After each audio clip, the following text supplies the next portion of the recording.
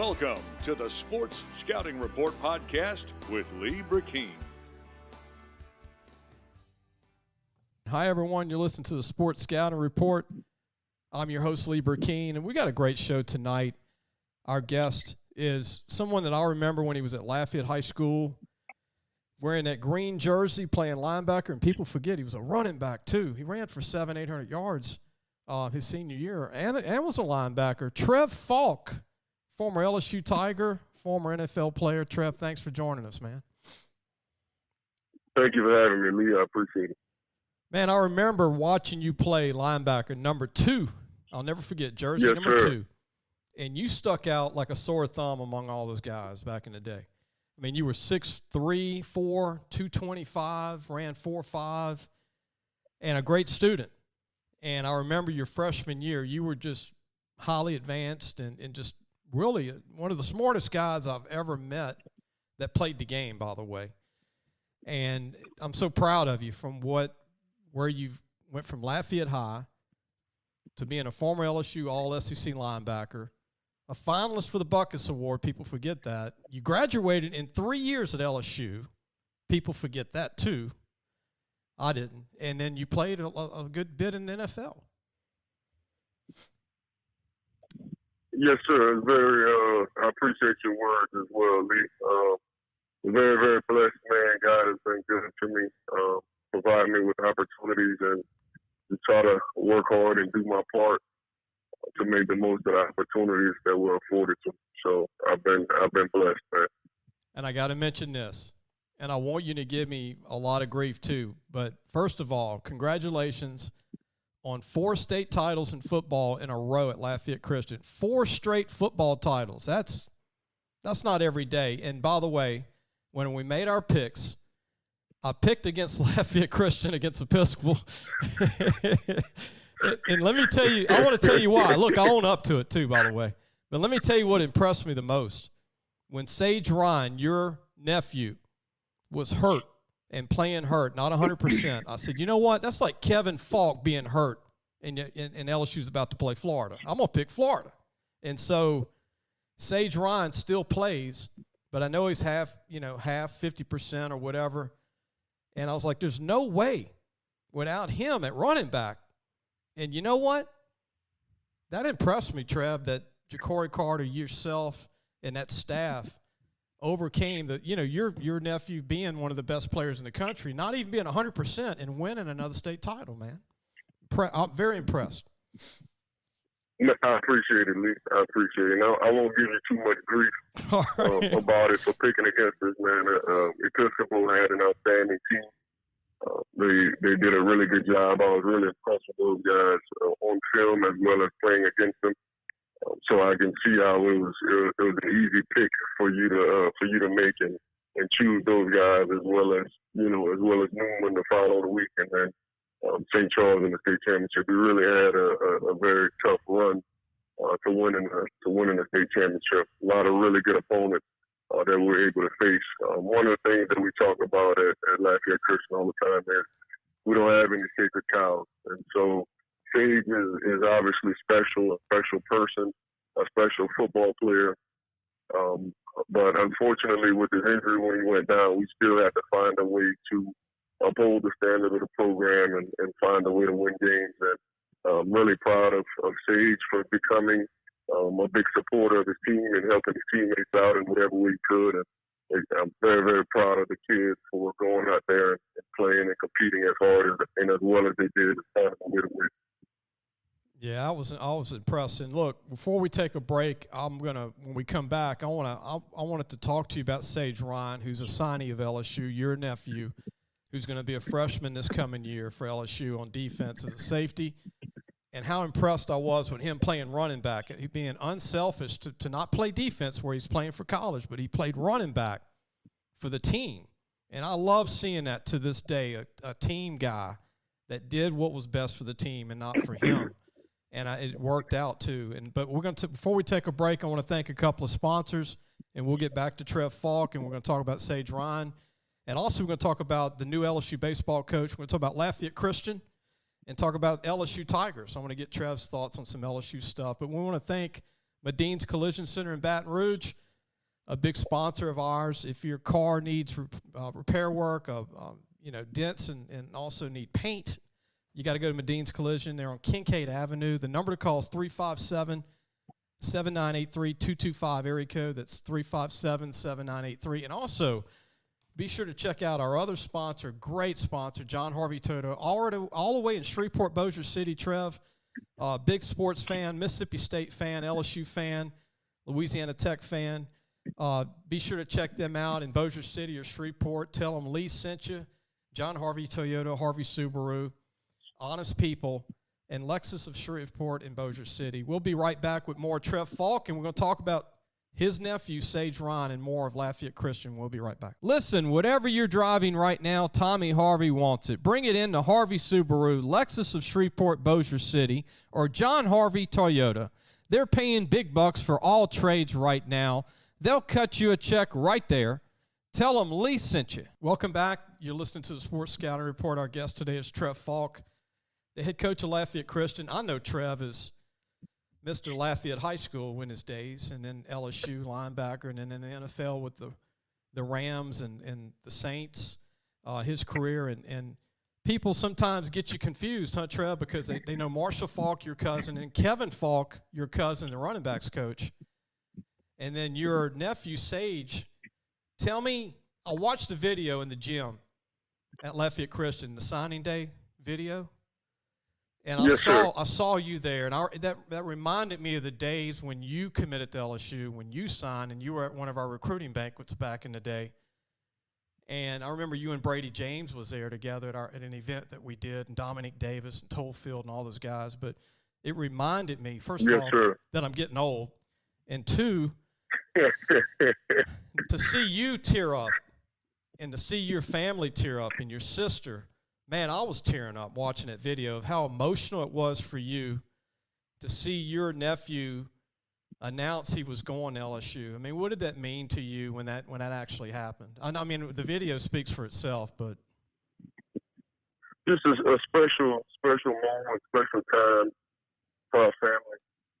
Sage has obviously done a lot to put himself in that position to be recruited by the LSUs and the top programs in the country. And obviously, God has blessed Sage with a lot of ability, but just knowing the type of kid that he is, and just knowing and understanding all of the sacrifices that my sister and my brother-in-law have made for Sage and the boys, it was just a special time for us. So I was really, really happy for her. Really happy for Sage.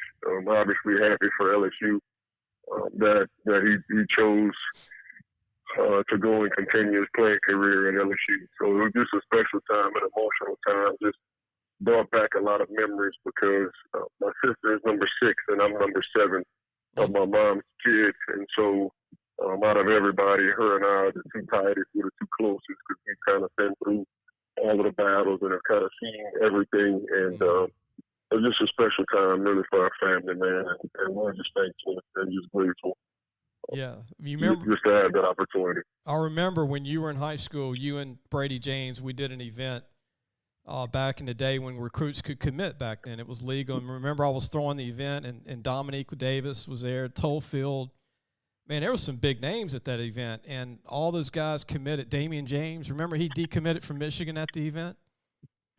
Yes, sir. Yes, sir. LSU. It was the year before that. Yeah, right. Yes, sir. And but you know, you went on and graduated in 3 years at LSU, and people forget that, but I to me that means the most, that you got your degree in 3 years. Sometimes it takes some people 7 years to graduate from college, but how did you do it in 3, Trev? I mean, that's remarkable. Education has always been huge at my house and with my mom. She understood that education would kind of give me an opportunity to do some good things with my life, and to give me an opportunity to set myself apart. So that was something that my mom always stressed to me. And so I just went in with a plan my freshman year that really just kind of mapping out my course and my courses, mapping out my plan, understanding what I wanted to study, what I wanted to major in, going to summer school every summer, not dropping classes, and just really stuck to the plan, no matter how tough things got at times. And, fortunate to be able to put in the work and be able to get it done. And honestly, like so many other things, my cousin Kevin kind of set the stage for that as well. He graduated and earned his degree in 3.5 years. Wow. And so just kind of understanding and knowing that if I go and put the plan together and work the plan, like so many other things in my life, I'll have an opportunity to be successful. And so this was just another thing. Well, I've been around a long time evaluating and watching guys. And 4 years ago, I saw you at Lafayette Christian. I came by, I remember, to visit with you, and Sage was a freshman. And I remember you telling me, you said, Lee, he's not just my nephew, but I'm telling you, man, he's going to be the real deal. And that was when he was a freshman. And I said, I got you. And sure enough, he's got that it factor. And he reminds me, you might have heard me say it on these podcasts, but he reminds me of a Ronnie Lott. When yes, sir. He comes at you with, man, he's got so much force and instincts and love and passion when he hits. It's something you don't see every day. I mean, you see that high IQ in the family. You see it's rubbed off on him from you, his your sister and Kevin, everybody. But he reminds me so much of Ronnie Lott. And I guess the closest thing to LSU he reminds me of is Brandon Taylor, but more aggressive on the Ronnie Lott side. What do you think of that? That's a very, very lofty comparison. But I definitely see where the comparison comes from, especially with Ronnie Lott's background as a cornerback and a guy that was able to cover and really be able to bring a level of physicality to the game that hasn't really that you don't see often. Kind of like you said, and Sage is a complete package. He's able to cover. He can cover the slot. He can cover the guy out wide. He's very good in run defense. He can blitz off the edge. He can kind of do everything. And like you said, he plays the game with passion, plays the game with a lot of energy, with tremendous effort. And it's been a blessing for us to coach him the last 5 years. And really looking forward to seeing what the next few years bring for him. I guess the Falk family's going to expand their tickets total for this coming year, huh, Trev? Absolutely. That brought back some memories of me having to try to ask teammates and help with some teammates, within our family coming to the game and some of those things. We've already been, my mom's already been in Sage's ear about trying to secure tickets and do some of those things. That's one of the things that we're looking forward to is the tailgating and then road tripping and getting out to some of the away games as well. We're going to take a break. When we come back, Trev, you mind if I ask you about the recruiting process and what it was like to tell, what it was like for Sage having to tell Nick Saban no, which is not easy. Yes, sir. No problem. And we'll talk about Lafayette Christian, the team coming back. The school has a chance to win 5 in a row. That's not been done by many teams in the country. And we're going to talk about the new LSU baseball coach. I'm going to get Trev's thoughts. I've got some trivia tonight about baseball. When a New Orleans native, you'll never guess who this New Orleans native is that coached college baseball, one of the all-time greats. But I looked it up. He's from Louisiana. We'll take a break. We'll be back with more with Trev Faulk. Looking for a used car? Harvey Autos has 3 dealerships, which means 3 times the used vehicles. They've got everything from fuel-efficient compacts to luxury models, even hybrids, and certified pre-owned with a warranty. Check out John Harvey Toyota, Harvey Subaru, or Lexus of Shreveport, Bossier City. Welcome back. You listen to the Sports Scouting Report. I'm Lee Brecheen, your host. Our guest is Trev Falk, former LSU linebacker. Trev, the recruiting process with Sage, you went through it, but back when you were recruited, it was different. It was a different life of recruiting. Guys didn't wait as long. You knew where you were going. You did it early. People didn't decommit as much back when you were coming out, you and Brady James. Now, yes, sir. Now it's a year round. You take visits, in the spring. You go to games more during the season. You get to go out and take visits during the week to colleges. and schools are, fighting for commitments all the way to signing day. But what was it like for Sage to have to tell Nick Saban no, who just won a national championship, and you played at LSU, Kevin Falk played at LSU, who was recruiting him, your cousin, but it's still hard to say no to Nick, right, Nick Saban? Very, very tough decision for him. It really came down to really the last few days, last week, last couple of days, until he made a decision. It was a very, very difficult thing, and really, again, it just kind of goes back to just him being blessed, man. When you have an opportunity to choose to go to some of the best programs in the country, play for some of the best coaches in the country, and have an opportunity to do some of those things, really and truly, you're in a win-win situation. And so there were so many different factors that he had to consider, so many different things that played a part in it. And, but yeah, it was definitely a tough decision. And I'm personally, happy that LSU was able to win out in the end. Yeah, I bet that was, and then it saves a lot of travel too for the family. It makes it easier. Yes, sir. Yes, sir. Friday nights you can go take a 1 hour drive to go see him play at LSU.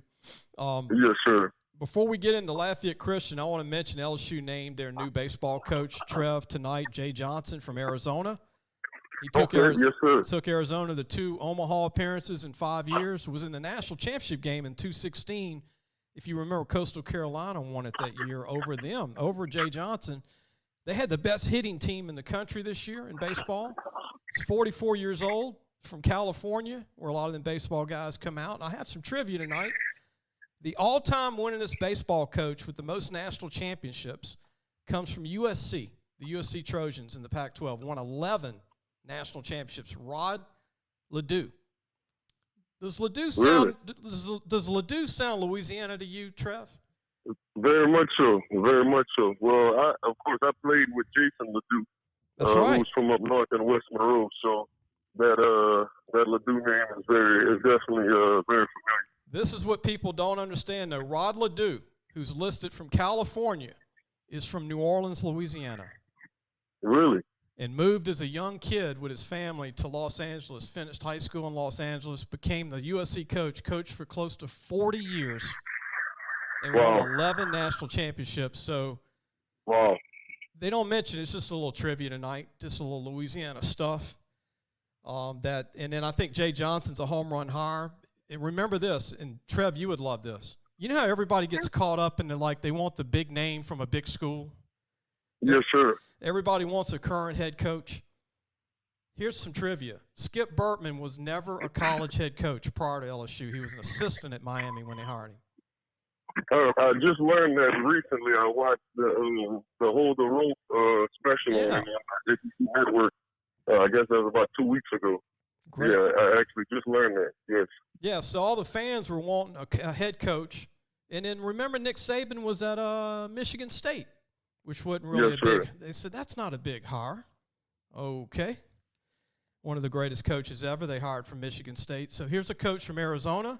They won the Pac-12 over UCLA, over Stanford, who was great in Omaha, and over Oregon, who LSU barely beat in the Oregon series. So Arizona, it's hard to recruit.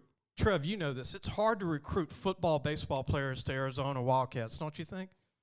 Yes, sir. I would agree with that. And so here's a guy that builds a team. They go to Omaha twice. They're in the national championship 4 years ago, and he's at Arizona, and he's 44 years old. I think it's a great hire. I think he's going to bring hitting, and LSU needs the hitting. They always get good pitchers. So I think that's a great hire. And let's turn our attention to Lafayette Christian. 4 state titles in a row. Trev, a chance for 5 in a row. I'm not going to pressure. I'm not picking anybody. I'm not picking against you, and I'm picking for you tonight.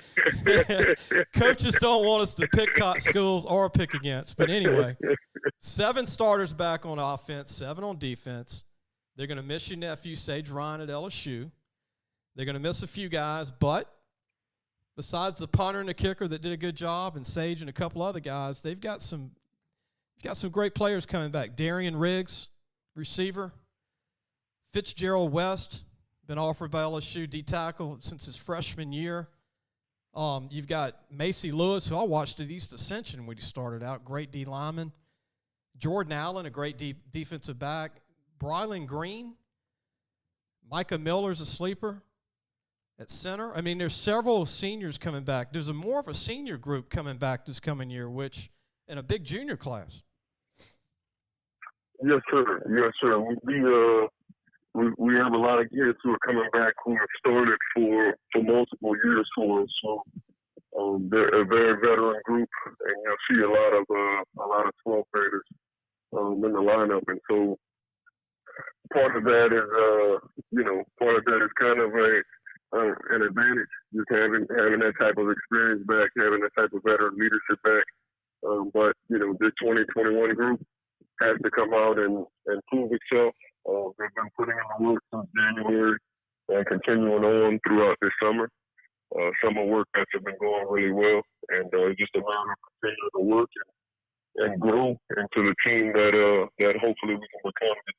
And obviously, staying healthy always plays a factor in it, and hopefully we can do that and just continue to grow and get better. And I think that we'll have a chance.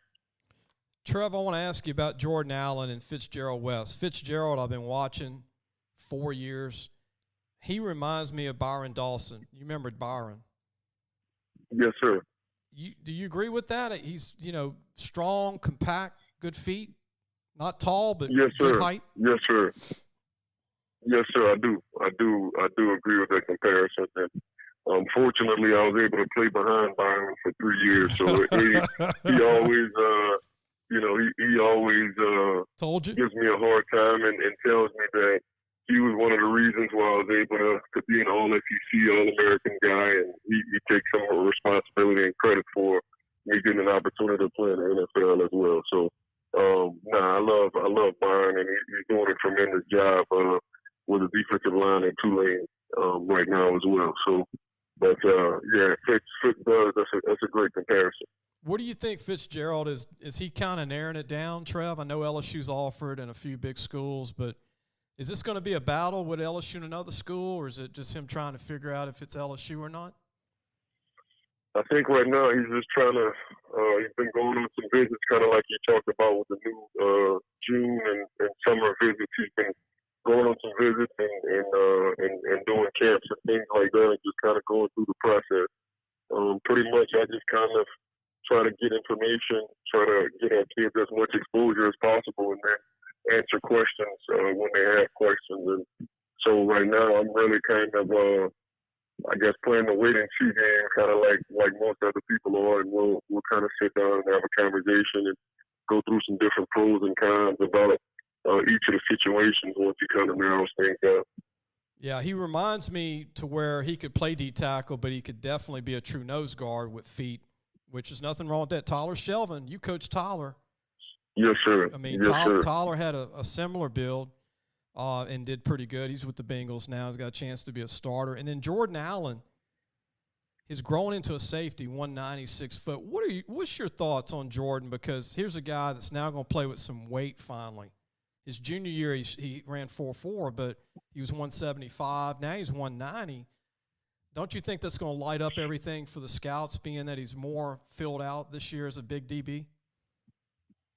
We're optimistic that it is. Obviously, Jordan, I kind of lost count. He has 30-something, possibly up to 40 offers. So he has pretty much as many opportunities or every opportunity, I guess, that a kid can want or dream of. And so he's kind of starting the same process of taking visits and narrowing things down. And I think he's versatile enough. He's played on the outside for us, but the level of physicality that he plays with, he could be a nickel guy. He can play an outside corner and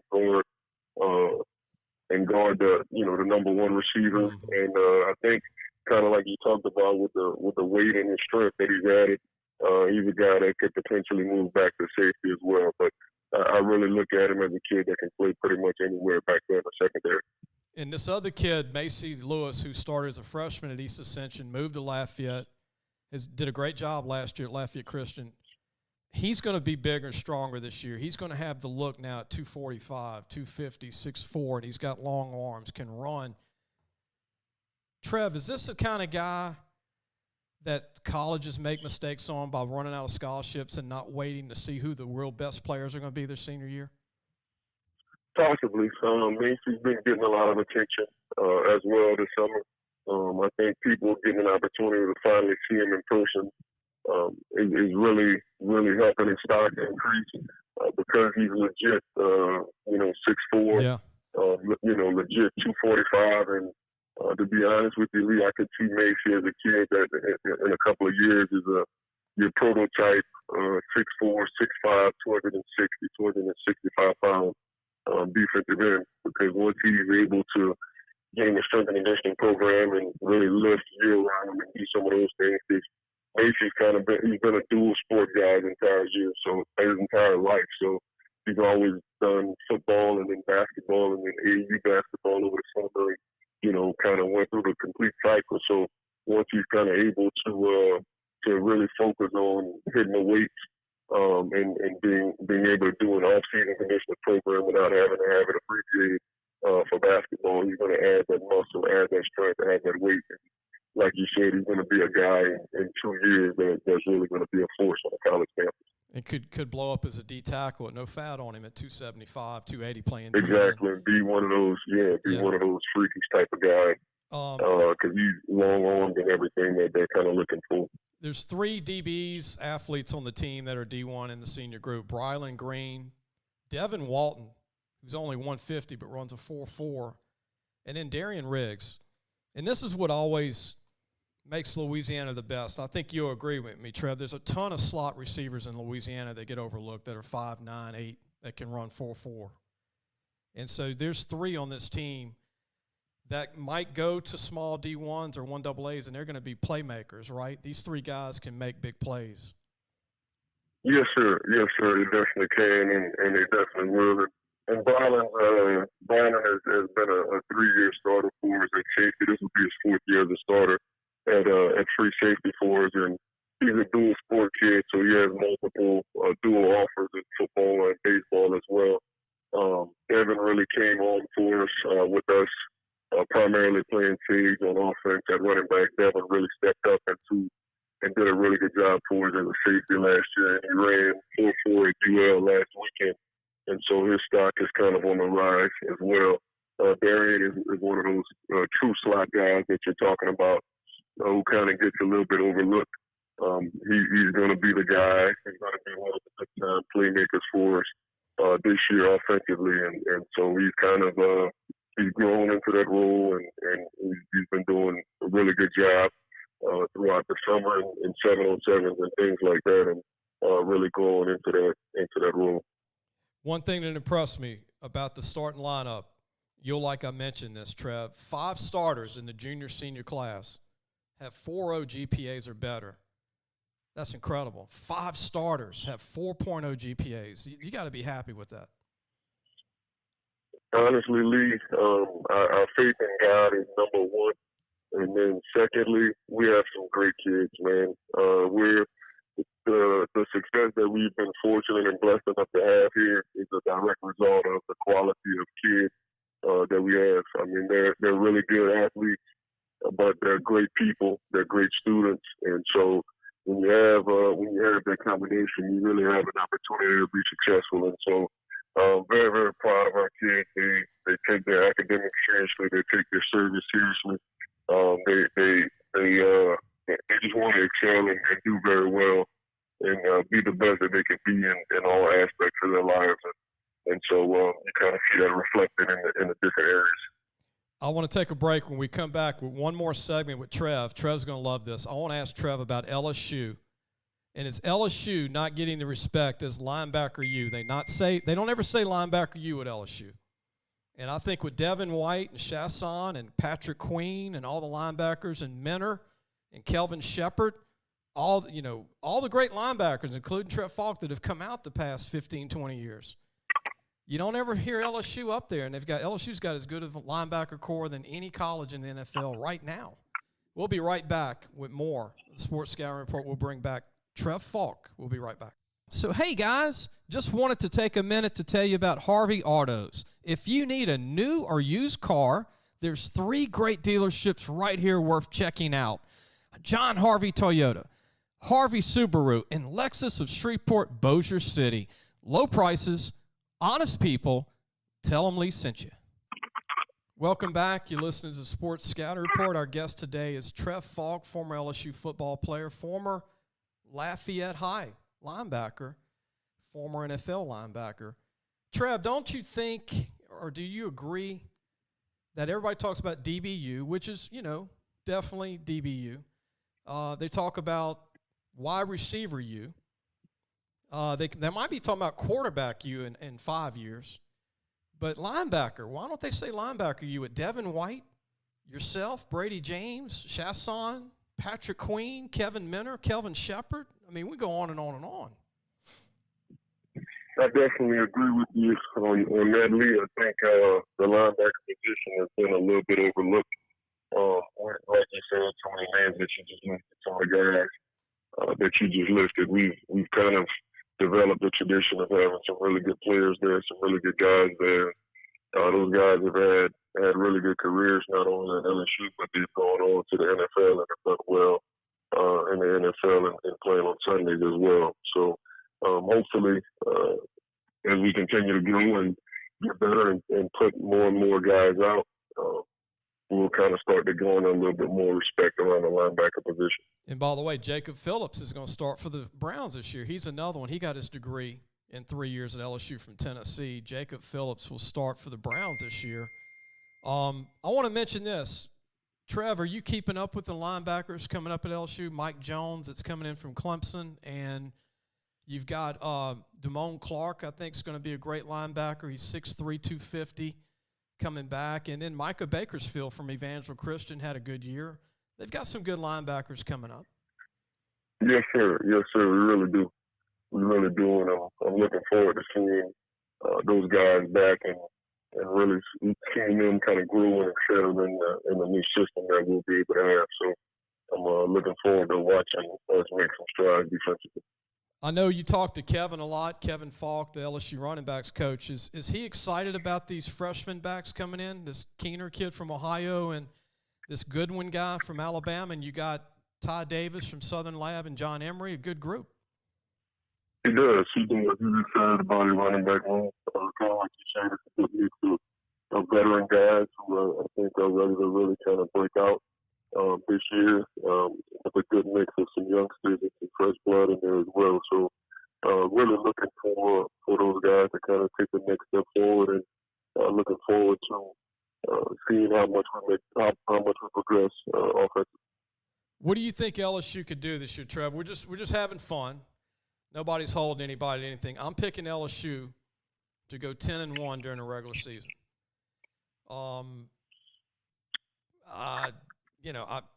It's 12 games or 11 games? It's 12 games, right? I believe it's 12. 12. So 11-1. I'm going 11-1, which means they get in the playoffs, especially if they go to 12 teams.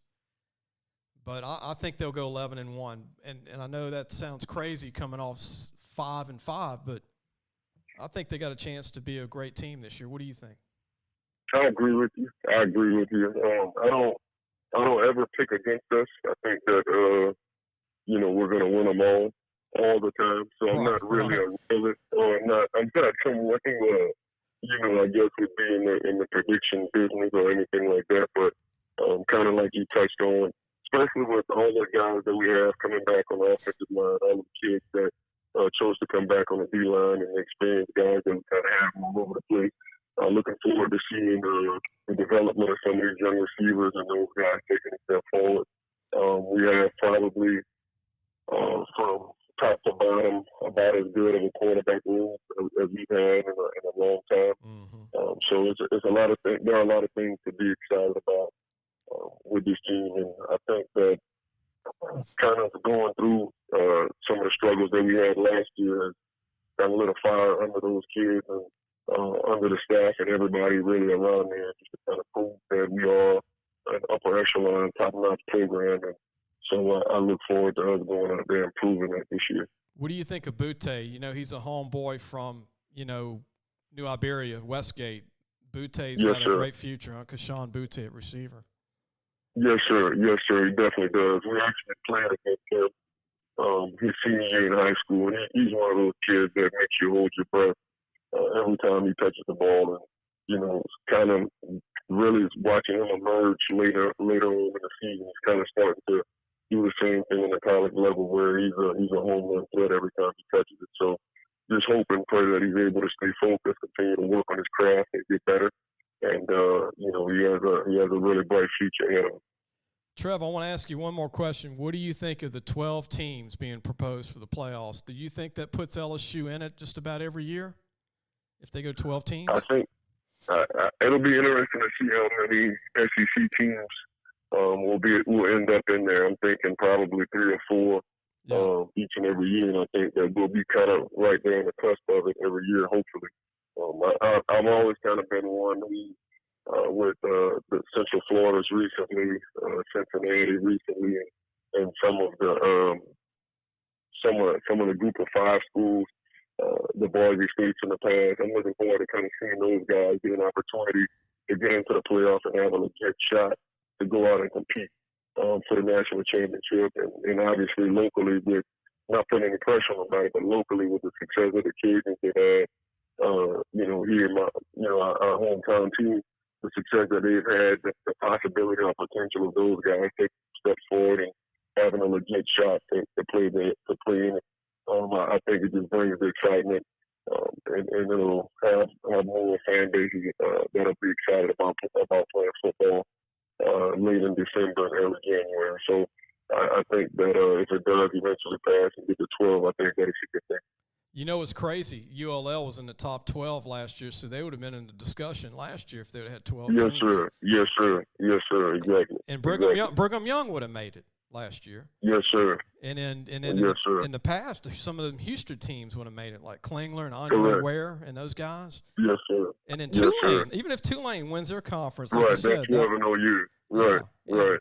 I'd love Sean King and those guys. Yeah, I mean, I'd love to see that, man. I mean, I think if you go 11-1 and you win your conference, you should just show it, see what you can do against the big guys. And who knows, Boise State. Some of those guys, we've seen some upsets over the years. You saw it when you were playing ball with Troy, and you've seen a lot of this stuff happen. UAB. I mean, anything can happen when you don't come to play, right? Like if your kids are listening tonight, I mean, when you think you're good, remember, this is the famous words of Saban, then you're not good anymore. You're going to come out sloppy when you think you don't have to work anymore, right? Yes, sir. Yes, sir. The preparation each and every week, man, is a huge deal, regardless of the opponent, regardless of what you think of that particular opponent. Is really about focusing on you and trying to improve and trying to get better. And you kind of make the game against yourself. That forces you to focus on doing the things that you need to improve and get better. And the outcomes and the results of those things, they kind of take care of themselves. Trev, any final thoughts to high school coaches listening, or recruits or families or anybody in the state? We go all over the state with the show, but any final thoughts that you want to mention? Just thankful for you that you had me on today, Lee, man. We've obviously been knowing each other for a long time. Yeah. Just appreciate the success that you've had. Thank you for all that you've done, not only for myself, but for so many kids throughout the state of Louisiana and promoting high school football. Just encourage everyone to just continue to pursue excellence in the game and in everything that you're doing in life. And I just give glory to God and just encourage everybody to seek Him and place our faith and our hope in Him.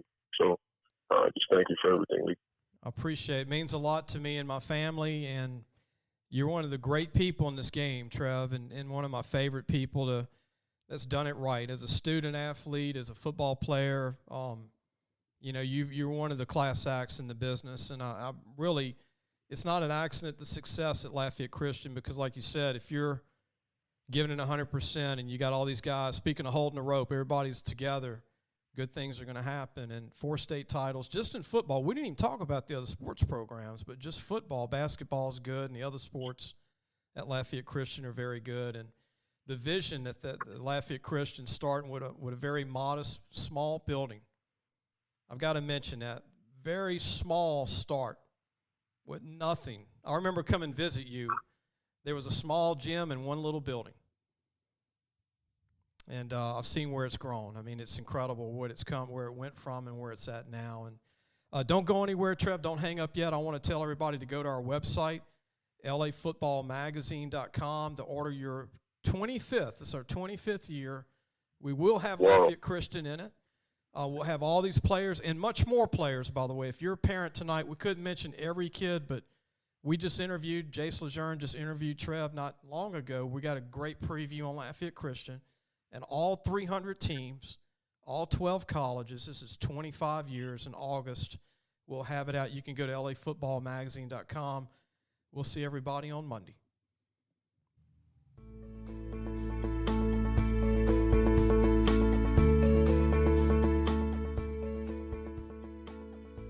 Thanks for listening to the Sports Scouting Report podcast with Brecheen.